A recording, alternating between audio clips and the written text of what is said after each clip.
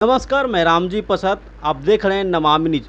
मैं इस वक्त मौजूद हूँ एक ऐसे शख्स के साथ जो बिहार के पेरियार के नाम से काफ़ी मशहूर हैं। वो हमेशा ही सामाजिक मुद्दे की बात को उठाते रहते हैं और सामाजिक क्रांति के जनक भी माने जाते हैं। तो मैं बात कर रहा हूँ पटना यूनिवर्सिटी के पूर्व प्राचार्य डॉक्टर शंकर आर्या जी के बारे में। आइए उनसे कुछ खास मुद्दों पे बातचीत करते हैं। सर, हमारे चैनल में आपका बहुत बहुत स्वागत है। थैंक यू आपको।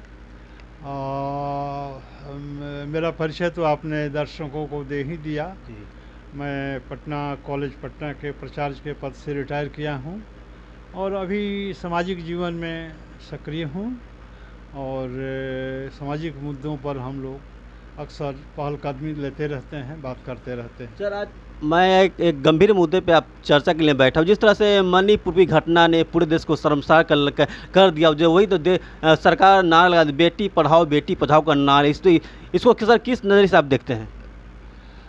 निश्चित रूप से मणिपुर का मुद्दा देश को शर्मसार करने वाला मुद्दा है और इसको संपूर्णता में देखा जाए तो मैं तो ये कहूँगा कि आज़ादी के बाद से देश में दलितों और आदिवासियों के मुद्दे को लेकर के सरकार कभी गंभीर नहीं रही है और ख़ास करके उत्तर पूर्वी जो राज्य हैं, 7 सिस्टर्स नॉर्थ ईस्ट के नाम से जिसे जाना जाता है, जहाँ मणिपुर आता है, और उस मुद्दे को ले मणिपुर के साथ साथ और भी उसके साथ लगे हुए छोटे छोटे स्टेट हैं, वहाँ के भी कुछ मुद्दे हैं और वहाँ भी ट्राइबल्स आपस में बहुत पहले से लड़ते झगड़ते रहे हैं। लेकिन अभी जो घटना घटी है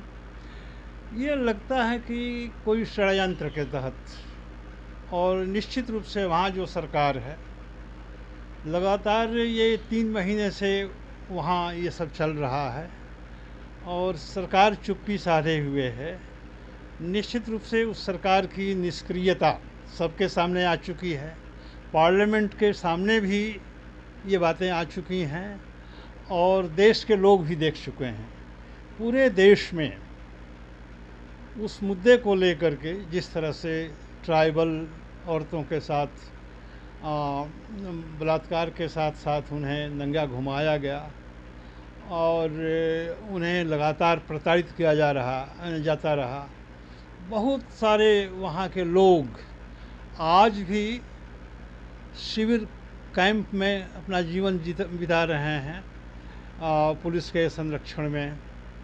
और अब आप स्वयं कल्पना कर सकते हैं कि वैसी स्थिति में बच्चे, छोटे बच्चे, बच्चियाँ और वहाँ की औरतें किस हालत में रह रहे होंगे, इसी कल्पना आप स्वयं कर सकते हैं।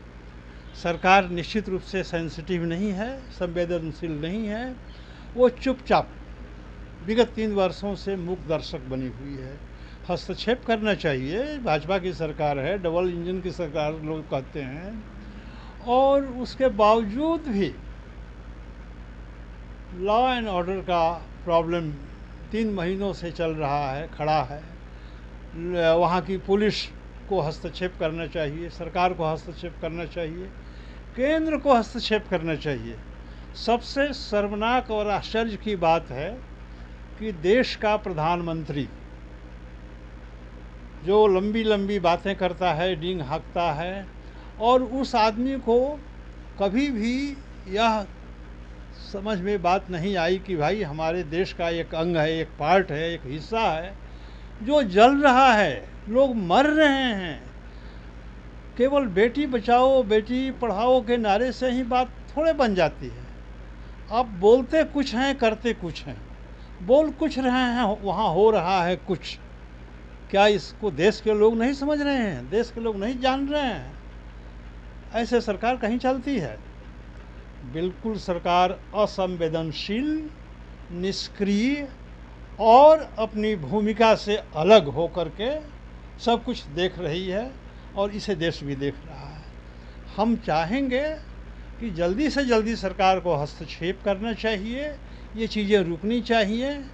आपस में जो गारो, खासी, कुको, मैतई, कितनी वहाँ जनजातियाँ हैं, ये तो स्थानीय मुद्दे उठते रहते हैं, होते रहते हैं, लेकिन सरकार की बड़ी भूमिका है कि पीस एंड हार्मनी कायम रखे। वहाँ के लोग लगातार, इवन दिल्ली में जंतर मंतर पर भी मणिपुर के लोगों ने पीस एंड हार्मनी के लिए प्रोसेसन किया, धरना दिया, लोगों का ध्यान आकर्षित किया, मीडिया वालों का भी ध्यान खींचने की कोशिश की, लेकिन ढाक के 3 पात कोई रिजल्ट नहीं आया। तो सर ऐसा क्या है, ऐसा माना जाता रहा कि वहाँ पे 2 समुदाय थे, कुकी और मुतई, लेकिन उसमें ऐसा दोनों में समुदायों के बीच में एक बेटी रोटी का संबंध, दोनों एक दूसरे के प्रति व्यापार भी करते। ऐसा क्या हुआ दोनों एक दूसरे के जान के दुश्मन बन गए? ऐसा क्या कारण रहा होगा? देखिए, यह देश विविधता का देश है, मल्टी कल्चरल, मल्टी रिलीजियस देश रहा है।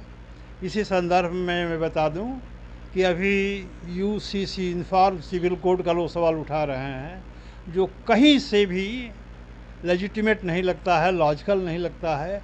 यह देश बहुधर्मी, बहुसांस्कृतिक देश है। बहुत सारी जनजातियां एक साथ लंबे समय से यहाँ रहती आई हैं। छोटे छोटे मुद्दों को लेकर के आपस में वो लड़ते झगड़ते रहते हैं। उनका स्थानीय मुद्दा है, उसको सुलझाया जा सकता है, वो आपस में सुलझा भी लेते हैं। लेकिन सरकार जो अभी मणिपुर में अपनी भूमिका दिखा रही है, वह बहुत ही शर्मनाक और बहुत ही क्या कहा जाए, वो किसी को डाइजेस्ट नहीं हो पा रहा है कि सरकार भी वहाँ है, भाजपा की सरकार है, केंद्र में उनकी ही सरकार चल रही है। सीधे हस्तक्षेप करना चाहिए। और कहीं न कहीं जो घटना अभी दिख रही है, उसके पीछे एक षड्यंत्र, साजिश सबों को नजर आने लगी है कि किस तरह से सरकार वहाँ बनते के साथ ही ये सारी चीज़ें होने लगी। पहले की स्थिति जो थी उसको कायम सरकार रख सकती थी, और चाहे तो बरकरार रख सकती थी, लेकिन सरकार ने ध्यान नहीं दिया और बढ़ावा दिया किसी खास पार्टिकुलर ट्राइबल कम्युनिटी को, जिसका रिजल्ट सबके सामने है। आपस में इस तरह से लड़ रहे हैं और सरकार बिल्कुल फेल और बिल्कुल क्या कहें, निर्लज्जता की पराकाष्ठा देखी जा सकती है प्रशासन की। प्रशासन मुख्य दर्शक बना हुआ है और लोग त्राहि कर रहे हैं। ये शर्मनाक घटना है। एक देश के नागरिक होने की हैसियत से मैं बार बार कहूँगा कि जिन पर समाज में शांति व्यवस्था रखने की जिम्मेवारी है, उनको सक्रिय होना चाहिए, उनको आगे आना चाहिए और एक दिशा देने की जिम्मेवारी जिनके ऊपर है, वो आकर कर समाज को दिशा दें, लोगों को शांति और बिल्कुल न्यायपूर्ण तरीके से जीवन जीने का अधिकार दें। हर नागरिक को, देश के नागरिक, मणिपुर ही नहीं बल्कि पूरे देश के हर नागरिक को यह अधिकार है। नागरिकों ने ही सरकार को चुना है और इसीलिए चुना है कि हम नागरिकों का जीवन हेल्दी जीवन बीते, स्वस्थ शांतिपूर्ण जीवन बीते। ये सरकारों की जिम्मेवारी होती है, चाहे मणिपुर की सरकार हो या किसी भी राज्य की सरकार हो, उसकी पूरी की पूरी जिम्मेवारी बनती है।